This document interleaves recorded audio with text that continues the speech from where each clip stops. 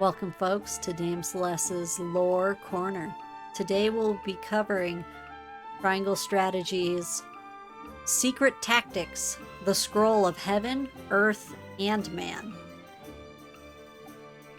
Cavalry and Hawk Riders are known for their superior mobility. This grants them the ability to move freely across the battlefield, although venturing too far from their allies leaves them without support and puts them at risk of concentrated enemy attack. They should therefore stay close to the main force and utilize their mobility to either flank or get behind enemies who draw near. While acting alone can be dangerous, a team of 3 or more cavalry units or Hawk Riders can prove advantageous in battle.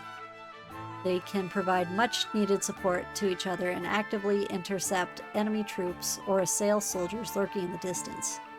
Doing so would separate them from allies with healing magic, so taking recovery pellets would be a must. Alone, cavalry units and Hawk Riders are challenging to handle, but the real strength lies in their numbers. So what is the best way to make use of their exceptional mobility? The question gives insight to a commander's true worth. One must be swift, but never hasty. Speed can be your greatest asset or your greatest enemy. Archers and arcanists attack from afar. Their objective is to wear down the enemy from a distance before the infantry moves in to strike. This strategy is the best at mitigating casualties. Unfortunately, arcanists tend to move slowly and have difficulty casting spells in succession.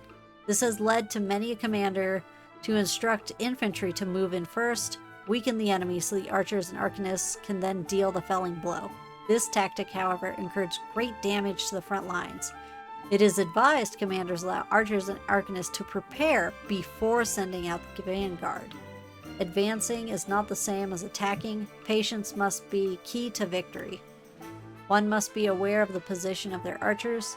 Arrows are easy to avoid if shot from the front. Loosing them from higher elevation increases their range and impact. The opposite is true for lower elevations. An archer's position greatly affects the power of one's forces. A diagonal shot is more likely to strike true. He who has high ground has the advantage. Furthermore, magic spells are tied to an element. Their power varies by opponent.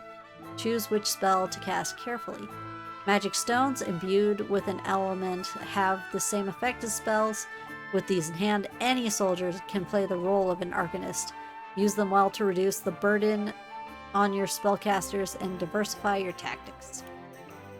Shield bearers and healers are a key element to a solid defense, but are unexpectedly difficult to use. Many commanders have failed to leverage them wisely on the field of battle. Shield bearers excel in defense and are generally placed near the main force or its leaders to prevent sieges and flank attacks. Many of these units can push back enemies with their shields, which is particularly useful when facing stronger foes. Shield bearers are an essential unit to have when up against a rivaling general. Relentless attacks have costed me victory, but solid defense never have. Only a fool attacks first and protects themselves later. A good defense must come before a good offense. Healers are units that can cure their injured allies. Most commanders therefore wish to keep them at the rear of the main force, but the enemy attacks can usually reach anywhere healing magic can.